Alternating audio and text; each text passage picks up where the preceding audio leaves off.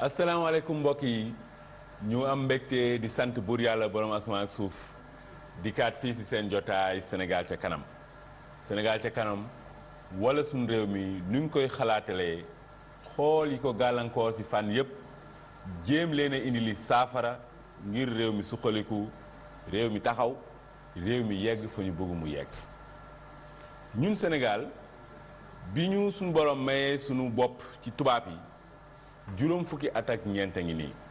waaye boobu ba léegi yu bëri ak fu bëri ñun dañ faa sooxe si wàllum jàng ak jàngale si wàllum lekk wàllum naan wàllum mbay wàllum sàmm wàllum napp wàllum dem ak a ñëw wàllum dëkkuwaay wàllum jëflante wàllum sunu aalam bi yooyu yëpp tey ñun amuñu si mbégte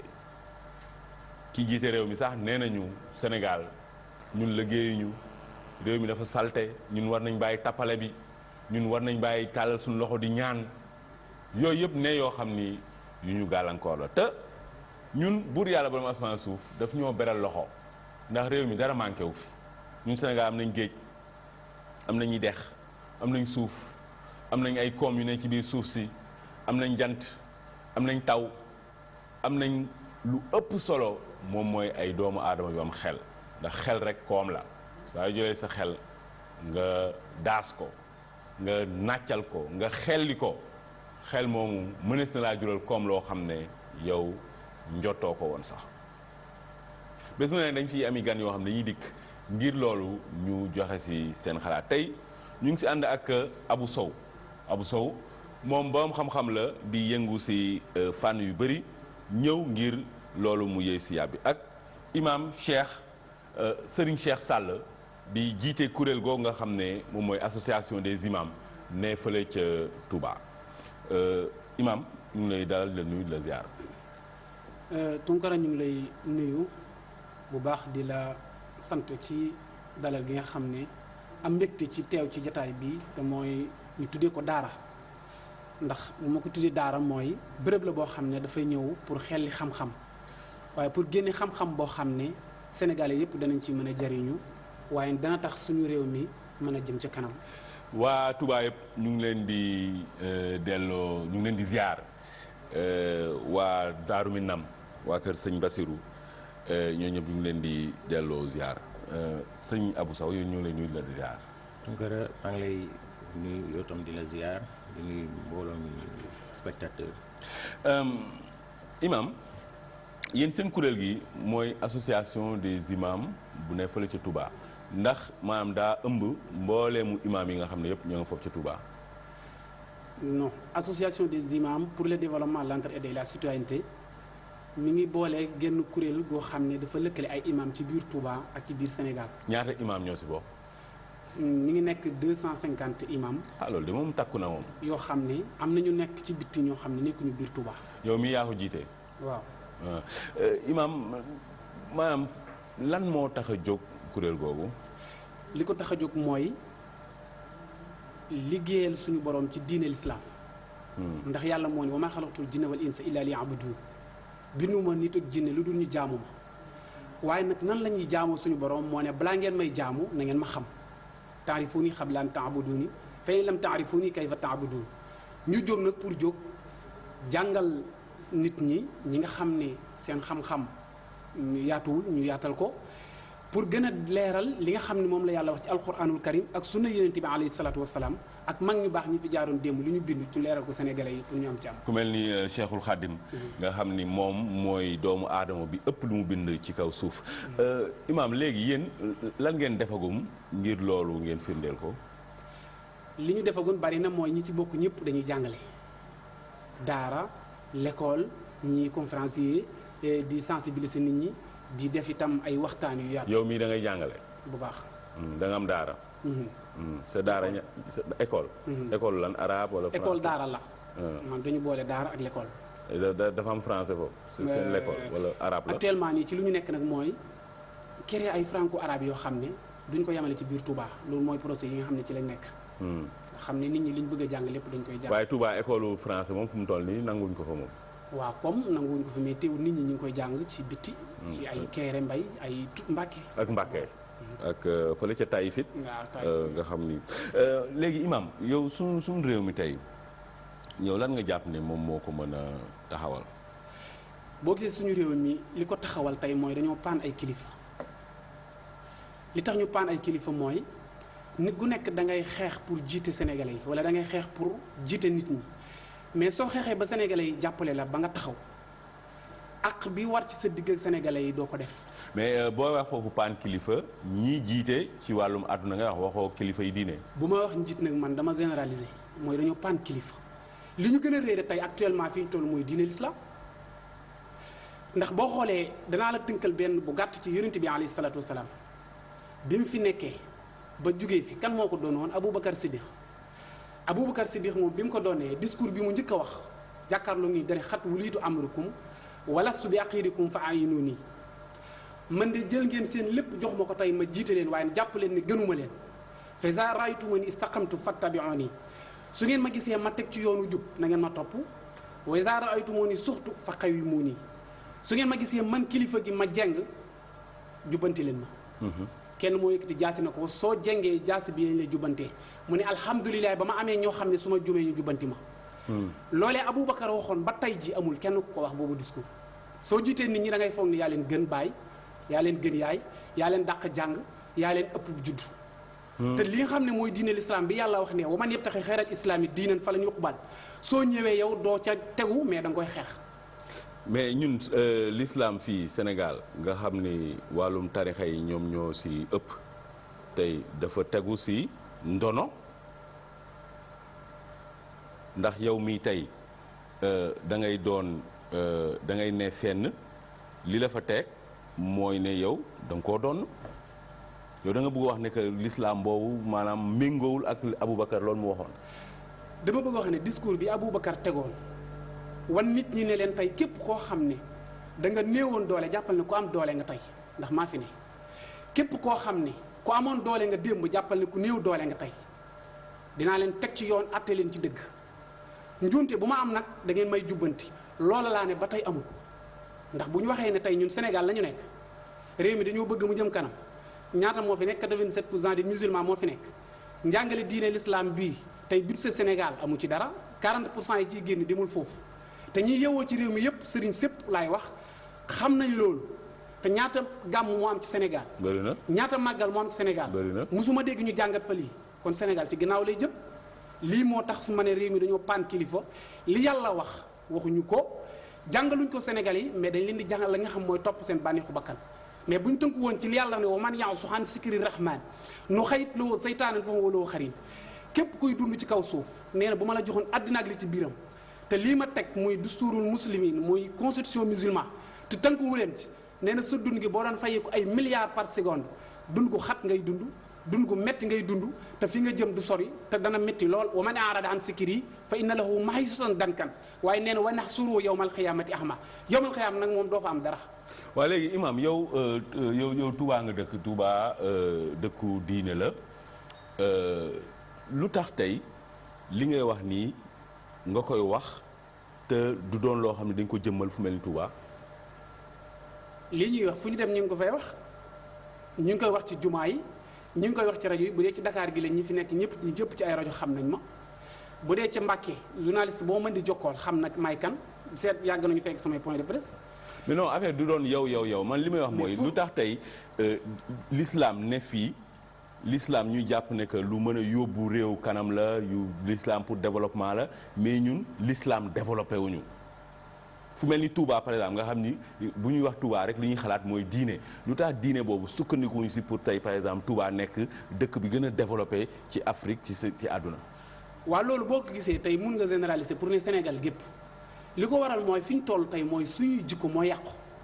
xam nga Muhammad alayhi salaatu wa salaam innamaa bu'istu li utammima makaarimal axlaaq dama ñëw pour réparer jikko yu yàqu yi nga xam ne moom la nit ñi am pour teg fa jikko yu baax loolu moo tax jikko yu yàqu yooyu li fekk defaraatuñ ko mënuñu am peuple mooy génération bu baax xam nga lu tax. yàlla dafa wax ci alxuraan ne wal baladu tayyib yaxruju nabaatuhu bi izni rabbihi waaye wallazi xabusa laa yaxruju illaa nakkidan réew mu baax ñi ngi ko mën a amee ci jàngal seeni ndaw. yar leen xamal leen ñoom ñooy ñan gëmloo leen seen bopp teg leen ci yoonu njub su ko defee ëllëg yi si biir nee na danañ mën a am réew moo xam ne ay mag ñu baax la waaye nee na réew mu bon mooy xale yoo xam ne jàngaluñ leen yaruñ leen teguñ leen ci yoonu njub xamaluñ leen seen bopp gëmlawuñ leen seen bopp ëllëgi si biir nee na peuple bu bon la ñuy am. loolu alxuraan a ko wax. wal baladu tayyib yaxruju nabaatuhu bi ismi rabbihi waaye wallazi xabusa laa yaxruju ila nakidan lu bon rek la ñuy wane ëllëg tey nag suñu peuple Sénégal lu ñu gëmloo mooy fo caaxaan ak def lu bon loolu nag buñ ci dee dund fii ak 30 ans 40 ans réew mi day gën di yàqu rek moo tax man boo naan Sénégal ca kanam bëgg nga ko yow waaye sénégalais yi pare wuñ pour avancer ci kanam dañuy gën di deltu ginnaaw parce que dañoo wan li ñu yàlla tënkaloon ne tegu leen ci. imaam nag maam yow imaam sa xutba bi xaw naa tàng di bon sëñ Abou Sow kii moom tabarkàlla sëñ Abou Sow yow si lan ngay yëngu. bon man entrepreneur agricole la actuellement. si wàllu mbay. wàllu mbay. principalement. léegi yow tey boo doon wax suñu réew mi lan moo ko mën a yóbbu ca kanam lan ngay wax. bon loolu mooy question bi nga xam ne ci laa doon réfléchir boobu ba léegi mais tourné naa ko fu nekk xool naa par exemple léegi pays développés yi ma xool par exemple disons un pays comme Union soviétique xool un pays comme la Chine boo xoolee seen développement ñoom duñu sax ay jullit mais dañu am ay principes yi nga xam ne ay nit ñu ko bind ku mel na Karl Marx ku mel na Lénine bind ay théorie yooyu la ñu appliqué mais génn nañ ci mais ñun Sénégal ak ñeneen dañu nekk ay peuple bi nga xam ne gëm nañu ne yàlla moo jox rasulullah sallallahu alayhi wa sallam message boobu pour mu délivrer ñu ko mais message boobu bala mu doon ñëw dafa fekk ni dafa amoon ay problèmes yi nga xam ne contexte bi nga xam ne boo xoolee dañu confronté woon à des problèmes yi nga xam ne moom la société problème di confronté peut-être ay affaire xiif affaire mar affaire comment dire. xale jigéen ñi jamono ñu leen di rey xale yi ñu leen di rey ah mais donc détail quoi détail xërëm yu bëri ah loolu moo doon nekkinu nit ñi quoi mais aussi nit ñi dañu dévier woon par rapport ak trajectoire bi nga xam ne mooy trajectoire bu jub bi nga xam ne moo leen yóbbu ci seen borom parce que façon borom bu nekk amoon na mais loolu metti rasulullah sallallahu alayhi wasallam ba nga xam ne moom mënatul woon sax nekk ci biir Màkka dafa mujj di génn pour di xalaat solution bu ko mën a bu mën a génn nit ñi ci réer boobu ak ci coono yooyu mais yàlla nekk sa ñaari problème yooyu muy benn bi koom-koomu nit ñi ak par exemple seen jubluwaay mais alxuraan a ngi nii mais alxuraan boobu moom bi muy dem bi mu fi nekkee 23 ans yi mu fi nekk moom rek la doon dundee di ko wax nit ñi guddeeg bëccëg ba mu am 23 ans donc bi muy dem bàyyiwu fi ay fortune wala ay immeuble wala ay affaire kenn xam ay nit la fi bàyyi nit ñi nga xam ne message boobu ñoo continuer di ko joxe message boobu ba léegi mi ngi fi parce que moom validité am c'est dans l'espace et dans le temps. alxuraan amul limite léegi nag bu ma xoolee comme ni ma lay wax mais xool naa tourné naa fu nekk mais man pour man dama ni message bi mi ngi fi mi ngi nii. mais par exemple léegi bu fekkee ne par exemple dañuy wax jikko yi dañuy yàqu nit ñi dañu par exemple léegi selfish en fait dañu yem seen bopp daal yaataluñu seen affaire ak loolu mais alxuraan jàngalewul loolu ah bu ñu jël bëgg ko teg valeur comme li imaam doon déplorer léegi affaire par exemple événement mais loolu dafa nekk li nga xam ne comme ni ñu koy waxee ñu ne rasulullah sallallahu alayhi wasallam bu xutba ajjuma ñu ne caravane ñëw na gaa yëpp foofu bàyyi fa caravane bi bàyyi fa xutba ba dem ci caravane ba mais ñaari affaire la ñu fa yóbbu woon événement benn bi mooy ñi nga xam ne dañu bëgg a jënd ak jaay dañuy bëgg di jënd ak jaay ñeneen ñi nga xam ne dañu kii rek dañuy dem di seetaani loolu moo ñu kii mais alxuraan nekkul li nga xam ne dafa compliqué ñëpp lay waxal message la mais aussi dafa am lu xóot lu nekk ci biir li nga xam ne loolu la ñu war a extraire suñ ko extraire mettre ko en application. mais loolu est-ce que imaam yi ñoom amuñu ci rôle bu mag maanaam alxuraan dafa am ay dimension yu bëri am na ci dimension boo xam ni téere bu sell la ku sell rek moo ko war a laal suñ borom la jógee ak yooyu mais am na dimension wu message bi ngay wax mooy suñ borom dafa wax ak ñun ci lii mooy lu baax lii mooy lu baaxul lii ngeen war a dundee ngir comme imaam nu mu ko doon waxee ngeen bañ a am dund bu xat ngir yéen seen koom jàppandi mais est-ce que tey loolu li ngay wax nii ne dañu war a extraire message boobu dañu war a génne loolu ci alxuraan mu nekk maanaam loo xam ni ñëpp dinañ ko mën a jot ñu mel ni man mën say jot xam ni lii la alxuraan wax ni yoon bii bu ñu ci jaaree dinañ suqaliku nañ jëm ca kanam. waaw c'est que méritu nag justement benn communauté mi ngi nekk foofu méritu communauté bi mi ngi nekk ci alxuraan arab lañ ko bindee nekkul benn arab bi nga xam ne arab parlé la dafa nekk arab bi nga xam ne c'est spécifique alxuraan làkkam la. làkk boobu nag moom la ñu war a def effort xam soo ko xamee ba pare li ci nekk daa ko mën a xam daa ko mën a jàng daa ko mën a jàngale. mais Abou Sow tey imam yaa ngi wax oustaz yaa ngi wax rajo yi bés bu nekk nga dégg ay waaraate xanaa ñooñu du message boobu la ñuy jàllale. du wax moo ne du message boobu la ñuy jàllale wante xam nga xam dara di ko wax ak nga internaliser ko beneen affaire la. internaliser mooy nga boole ko sa bopp. waaw nga c'est-à-dire que xam nga dafa am ñi nga xam ne soxlawuñu sax ñuy wax parce que le langage du corps existe am na yenn nekkin yi nga xam ne boo ko nekkee da ngay xam ne que kii alxuraan mi ngi ci moom. parce que ñaari dimension la. dafa am dimension wax bi ak dimension bi nga xam ne moo nekk sa xol parce que dañuy wax alxuraan nekkul fenn ci sa dënn la nekk. kooku gëm nañ ko bu ñuy wax sa dënn la nekk nit ñi dañuy wax ci sa xol la nekk mais ci xol boobu ñu ko tuddee. bëgguma dugg ci débat wu par exemple léegi di wax affaire roue et cetera mais foofu temple de connaissance la dafa nekk réceptacle de savoir mais savoir boobu dafa am tendance wu bëgg beneen savoir bi nga xam ne mi ngi ci alxuraan. su dalee ñaar yooyu dalee day def benn frottement dafa mel da ngay jël brin allumette nga xos ko ci foofu. léegi lan mooy solution bi pour ñun nga xam ni tey suñu borom def na ni ñun tey ñi ëpp fii ay jullit lañ te jullit doo ñëw di ko wax alxuraan mu naan la déedéet. jullit doo ñëw di ko naan yàlla li la wax mu naan la déedéet mais kon tey lan mooy saafara bi ngir jullit yi ñu jubóole leen ak téere bi leen seen borom jox. kooku dafa nekk liggéey bi nga xam ne par exemple léegi nit ki loo xamul alxuraan bis bu nekk nga gis par exemple léegi dem si dëj wala fenn ñu téye kaamil tëri ko ba mu jeex. kenn du xam dara après ñoo jóg dem waaw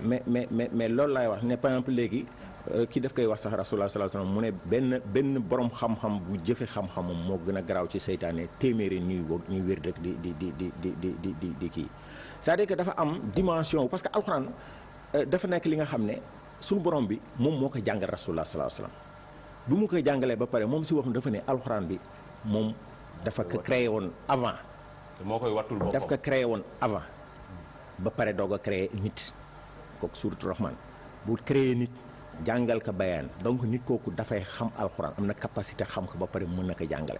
mais loolu lay wax ne loolu foofu la problème ne parce que léegi xam-xam boobu mu laaj nekkul ci mën naa tëri téere bi rek.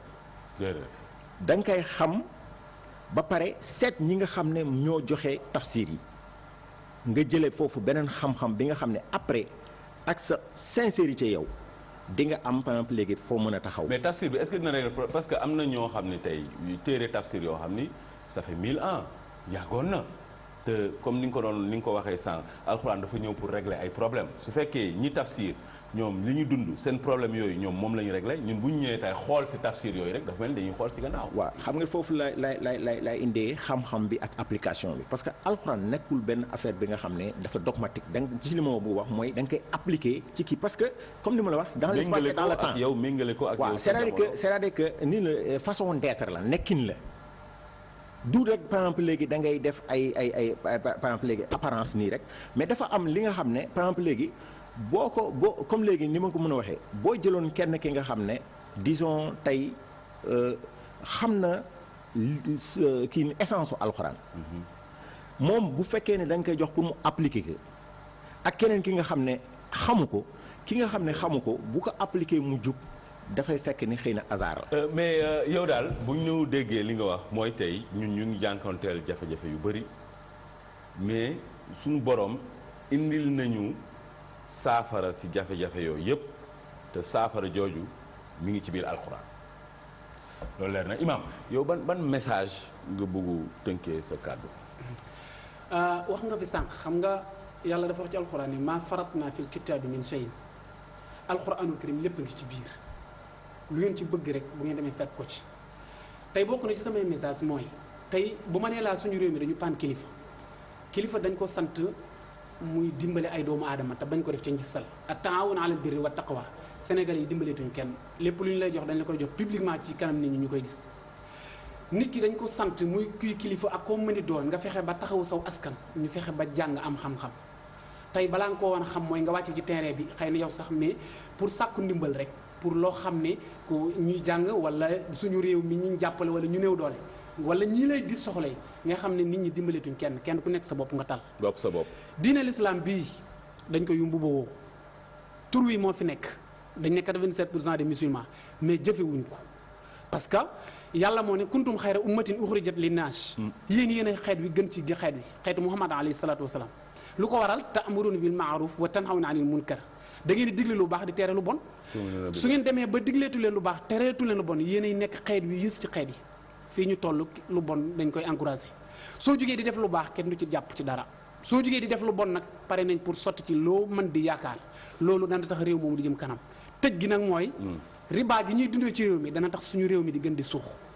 ndax li ci ëpp riba la ñuy dundee allazina yaakuluuna amwaalal yataama sulman innama yaakuluuna fi butunihim naaran wa sayaslawna saira ak inna allazina li yàlla wax ne ñi nga xam ne dañuy lekk riba yaa ayyuha allazina amanu laa taakulu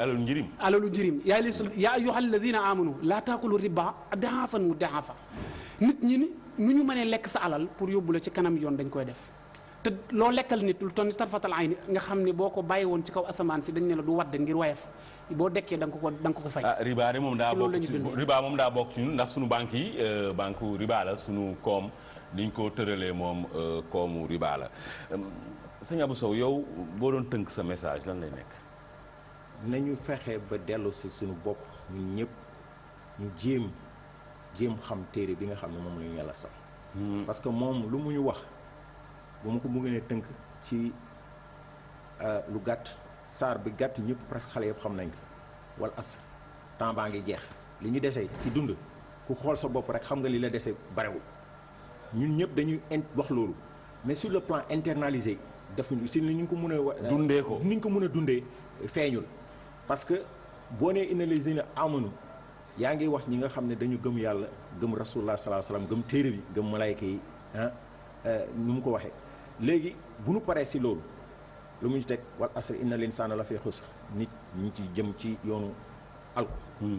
excepté ñi nga xam ne illa lazina amanu wa amilu salihaat dañu gëm yàlla ba pare di def lu baax ba pare ay condition la da ngay gëm yàlla def lu baax ba pare ngay tawaasil bil xaq def digalante dëgg di def lu nga xam ne mooy dëgg bu nu paree ci loolu wata waasaw bil sabr digalante muñ ay condition la ay condition la yi nga xam ne bu ci benn baaxul c'est pas la peine te kooku tôt ou tard danañu delloo ak yàlla nit ñëpp xam nañu loolu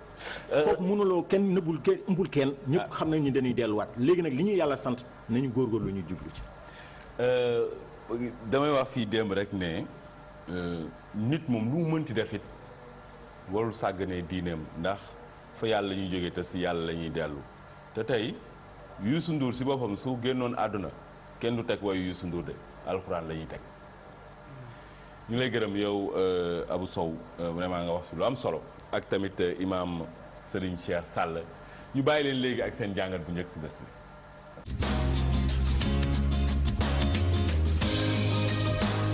mbokk yi tey suñu taxaw seetlu dañ si ànd ak docteur Amadou Sow moom dafa bokk ci kuréel googu di COMES mooy ñi nga xam ne ñoom ay docteur lañ waaye nag dañoo war a sóobu daal si pàccum xeetum faj ñu tuddee leen COMES docteur moom mi ngi def li ñuy woowee médecine légale mooy ñooñu nga xam ne dañuy càmbar nit su deewee pour xam dëgg-dëgg lan moo ko rey docteur ñu ngi lay nuyu dana la ziar. Tunkara ñu ngi lay fay. docteur ni ma ko waxee noonu loolu médecine légale loolu lay tekki. waaw loolu benn aspect rek la ci am na yeneen aspect yoo xam ne comme par exemple dans le domaine des assurances nit ku def accident il faut que ñu def expertise pour xam donc autopsie ak yooyu noonu c'est une partie de la médecine légale. y a d'autres aspects mais mooy bu ci gën a siiw. docteur autopsie daal mooy nit bu deewee yow da ngay ñëw xotti ko ubbi ko xool lan moo ko rey loolu la. waaw loolu la ñu lan moo rey nit ki lu waral dee bi loolu mooy autopsie quoi foog nga xool lépp. nit su deewee léeg-léeg dañ ko war a si yan fànn kañ lañ ko war a autopsier noonu xool lu ko rey. autopsie amul délai dès l'instant que nit bi parce que toute mort qui n'est pas naturelle dañ ko war a autopsier. loolu mooy règle bi nit bu dee boo xam ne c'est pas naturel mort violente ou mort suspecte ou mort subite yooyu il faut que ñu am autopsie nag il faut que la loi le procureur wala loi demandé ko nit mënul jóg mu defal la autopsie boppam. donc il faut nga jaar foofu noonu mais bëgguma ñu durer ci loolu. parce que c'est pas l'objet de notre. keroog dañu am sunu benn dëkkandoo sëñ Saliou Diop bu génn àdduna yàlla na ko yàlla yërëm. bu génn àdduna bu tiis ndax moom daa jékki-jékki rek faatu.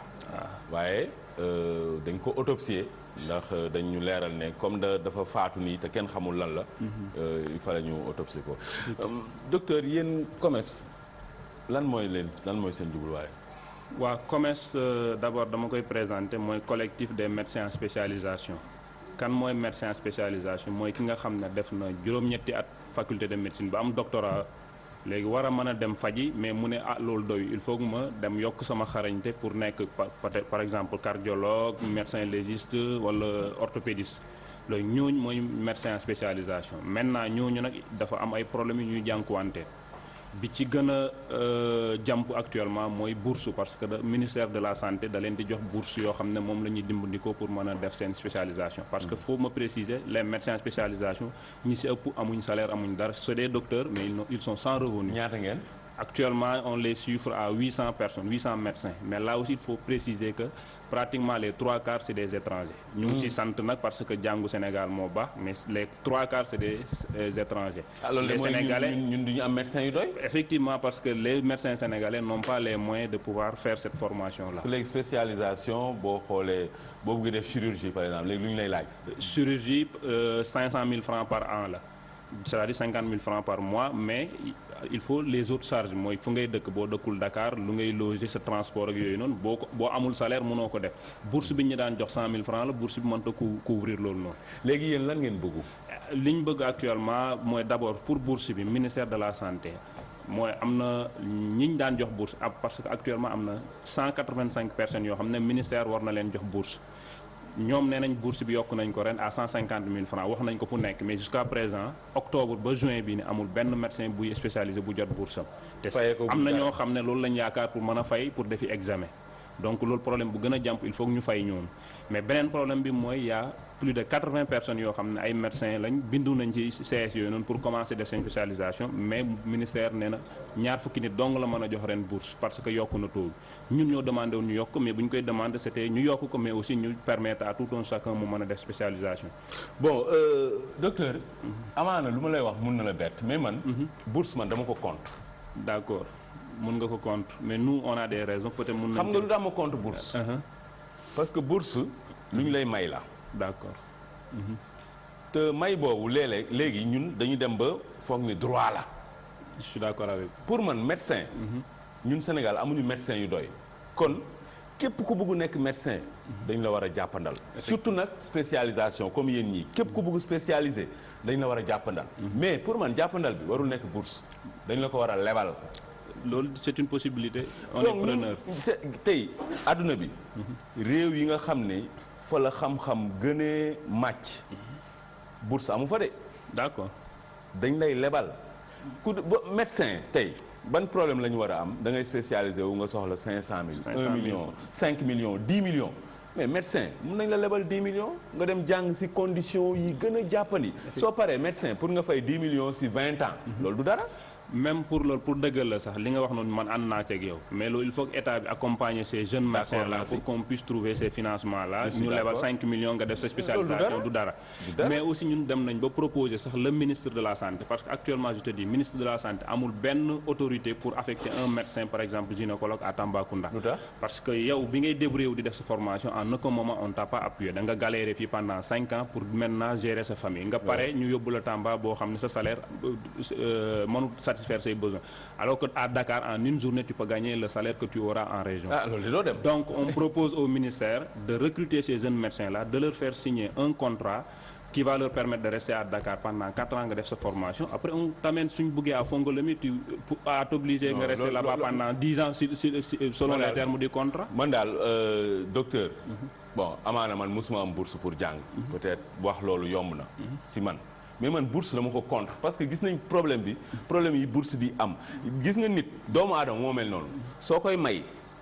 day dem ba foog ni droit la soo ko joxul mu ñëw taal xëcc yuuxu saaga étudiants yaa ngi nii coow li mel ni tulleeg male te laajuñu dara lu dul liñ ñu war a may kenn joxaguñu ko ñun dañuy bourse la ñu war a dakkal képp koo xam ne da nga soxla pour jàng ñu ne la d'accord loolu amuñu benn problème xaalis baa ngi nii ñu teg mais dañ la koy lebal de. d'accord ñun on est preneur. soo paree da nga koy fay yaa xam 20 ans nga koy fay 30 ñu def ko comme kër xam nga kër tey bu ñu ñëwee jox la kër 30 ans. boo amee sa salaire di fay lu yemamaay xam nga di nga ko mën supporter. tout à fait tey parce que yéen ñu mel ni yéen par exemple. docteur mais dañ leen soxla. effectivement docteur médecin fu mu amul gudd fan mënu fa am. loolu donc tey dañ leen war a mettre dans les meilleures conditions 5 millions francs CFA pour benn spécialisation du dara. du dara mais nag dañ leen koy lebal. noonu ñun d'accord nañ bon léegi dañuy wax ak professeur El Hadj Coll Seck moom docteur loolu wala professeur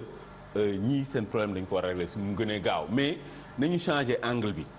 bu ñu dematee ay bourses yu ñu leen di may mais nañ leen lebal kenn ku nekk 5 millions de francs CFA mu def spécialisation loolu du dara. du dara d'accord nga si loolu docteur ñun d'accord nañ. looy jeexalee docteur. li may jeexalee mooy ñu ngi wax ministre di ko ñaan ci njëkk ak teraanga mu fay bourse d'abord ñi nga xam ne les anciens les 185 bourses yi ñu war a renouveler nañ ko fay dans les meilleurs délais. waaw ñun nañ leen lebal. waaw non c'est déjà voté dans le budget nañ leen fay seen bourse maintenant à l'avenir comme perspective on peut adopter votre proposition. kuy spécialisation rek. 5 millions d'office lebal nañ la. d'accord loolu ñun on est preneur mais nañ fay actuellement ces bourses là et les premières années yi nga xam ne nee nañ ren 20 bourses lañ war a joxe. te ces 20 bourses là y a 2 yoo xam ne marocains lañ koy jox au nom de la coopération bu ñu seq ak ñoom. donc il y a 18 Sénégalais qui auront cette bourse là nous le commerce on dit que on n'est pas preneur de ces 18 bourses là ils n'ont qu'à donner aux 80 médecins qui sont déjà inscrits ñu ngi waaj a def seen examen nañ leen jox ñu mën a fay pour def seen examen. sinon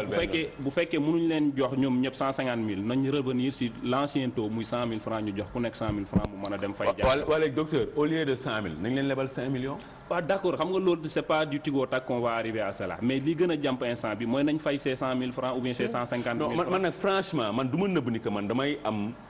kersa si nit ñu war ko may dara muy kaas di tempête naan nañ ma ko jox nañ ma ko jox. mais loolu du may parce que ministre bi koy joxe nekkul ci poosam la koy jëlee président bi non plus. alalu réew mi yëpp la non alalu réew mi yëpp la réew mi moom moo war a